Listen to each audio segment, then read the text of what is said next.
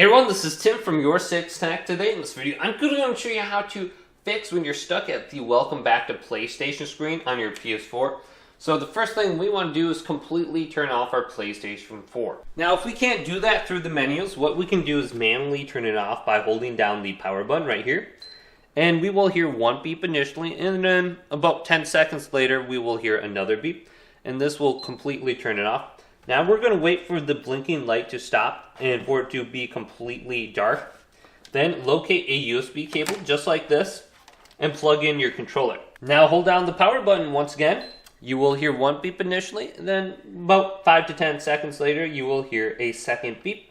Then you can go ahead and let go. Now go over to your controller. It's going to start charging. Now press the PlayStation button on it. And you can operate the safe mode menu with the D-pad and select with X. Now from here, we can simply try just restarting our PlayStation 4. Or what we could do is go down to option number 5, rebuild database. And it says it might take a few hours to do, but in my experience, it only takes a few minutes. So you could try that, and that'll fix any kind of corrupted data also you have on your PlayStation 4.